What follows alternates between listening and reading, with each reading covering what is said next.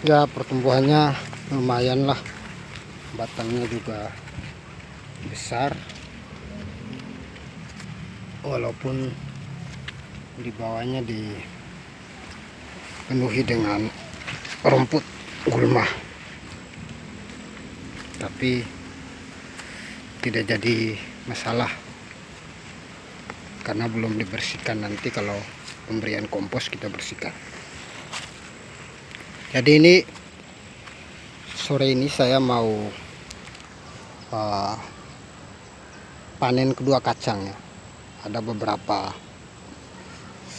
bedengan kecil kacang yang saya tanam di bawah mangga, pepaya, sama pohon nangka. Kebetulan ini sudah sekitar 2 bulan lebih, jadi sudah bisa kita panen. Untuk kita bisa mengolah tanah ini lagi kembali dan menanam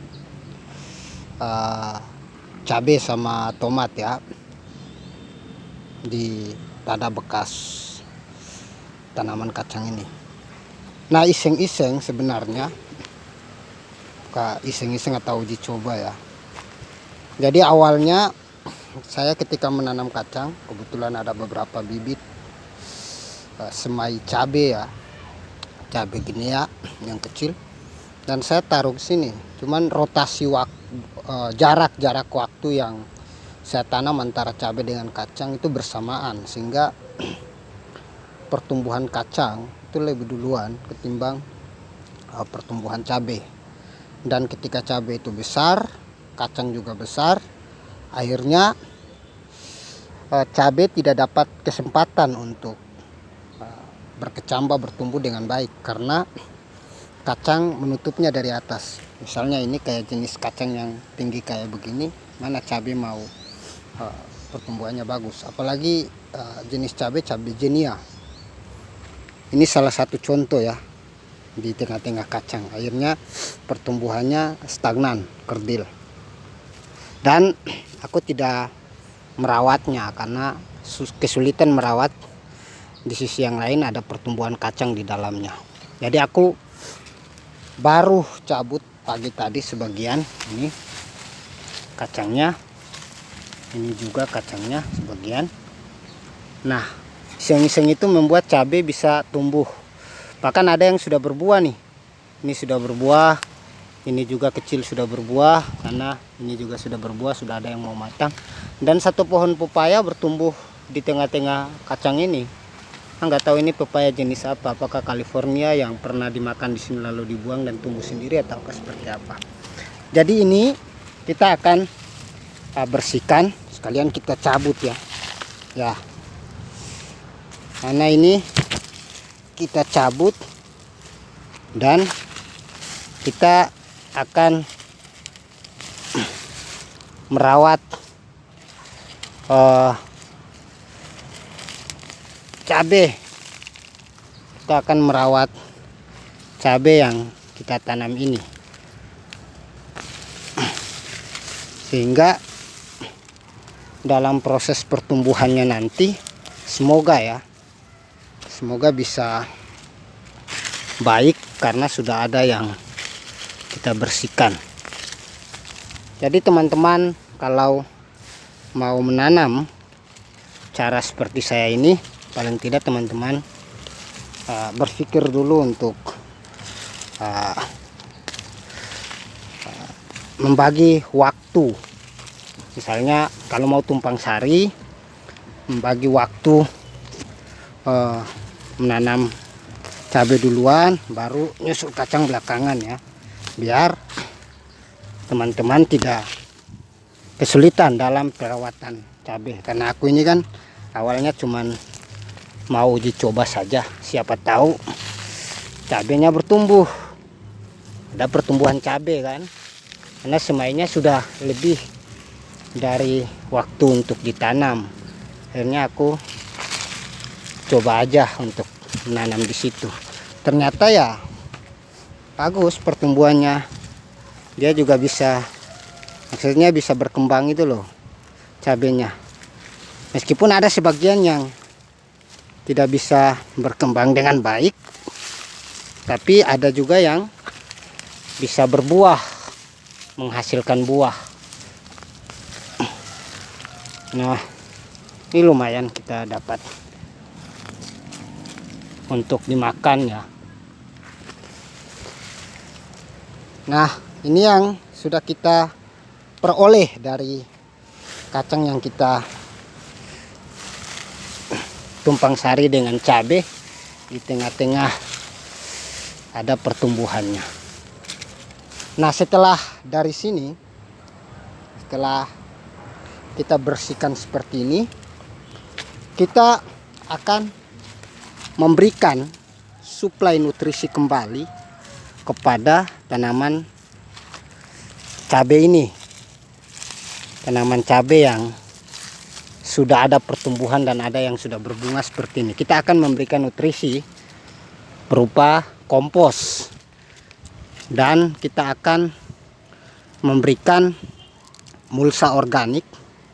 Misalnya seperti daun-daun kacang ini yang akan kita panen buahnya, kemudian sisa rumputnya kita akan letakkan di atas bedengan ini, dengan tujuan agar, karena ini kebetulan panas, beberapa hari ini panas, sorenya palingan hujan sedikit, agar kompos yang nanti kita berikan ke tanaman ini, ke perakaran cabai ini, itu membuat mikroba atau mikroorganisme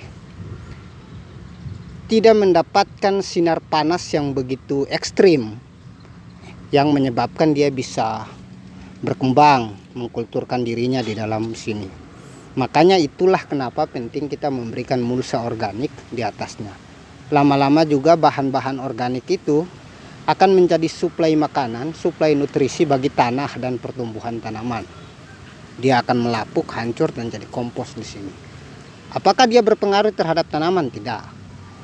Karena seperti yang ada di sana di depan teman-teman, jagung, termasuk beberapa jenis cabai di bawah, itu tidak berpengaruh terhadap tanaman. Justru tanah dijaga kelembabannya, karena ada keseimbangan antara kehidupan mikroorganisme di dalam yang kita kasih penutup mulsa di atasnya, sehingga mikroorganisme itu bisa mendapatkan suplai makanan, tabungan makanan yang kita kasih dari kompos dan bahan-bahan organik yang belum jadi.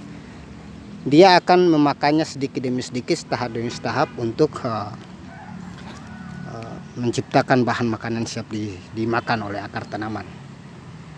Nah, sehingga teman-teman bisa siasati itu, bisa lakukan itu. Kalaupun teman-teman tidak ada kompos, misalnya ini saya sudah persiapkan kompos ya.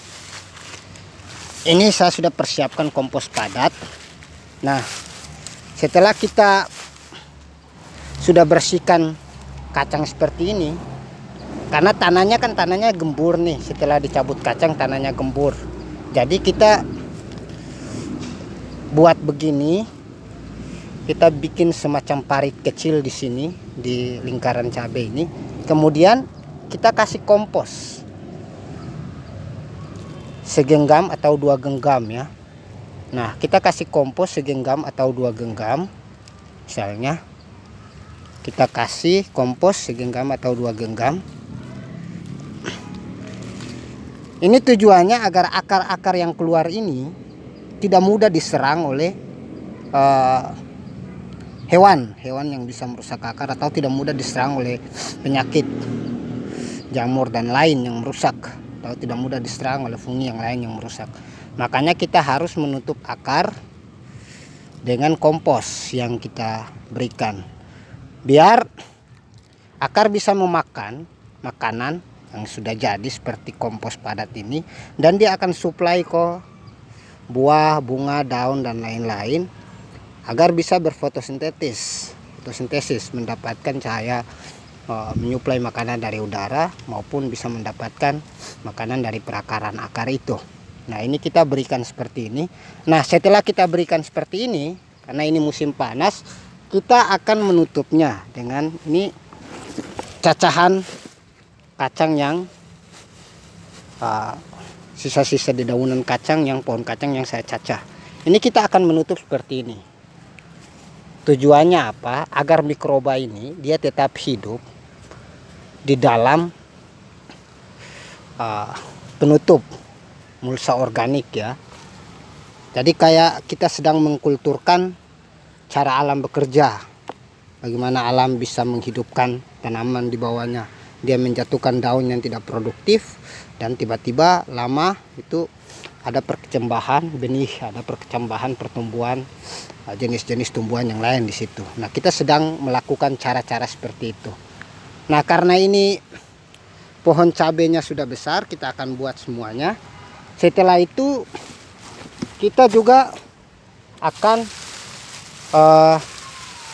melakukannya dengan cara yang kedua, kita akan mengikatnya. Jadi kita kasih anjaran tiang supaya cabai ini bisa bertahan ketika diterpa angin. Karena dia sudah mulai berbuah produktif, maka kita harus kasih anjaran, kasih tiang untuk bisa membuat dia bertahan ketika diterpa angin. Nah, itu mungkin saja singkat videonya teman-teman. Semoga video singkat ini teman-teman bisa praktekkan di kebun teman-teman sendiri. Tapi itu tergantung teman-teman mau dipraktekkan atau tidak, terserah teman-teman. Kita hanya berbagi cara pengalaman untuk bisa menghasilkan suplai nutrisi terhadap menjaga keseimbangan ekosistem, menjaga keseimbangan iklim, menjaga keseimbangan kehidupan mikroba di dalam tanah, sehingga kita selalu merawat dan menjaga tanah agar tetap sehat dan subur, menjadi gembur untuk kebutuhan tanaman yang lain. Sampai jumpa di video-video berikutnya. Silakan like, komen, subscribe, dan nyalakan lonceng notifikasi biar teman-teman mendapatkan informasi selanjutnya, yaitu tentang pengalaman dan pengetahuan berkebun secara organik. Kita sama-sama belajar. Oke, terima kasih.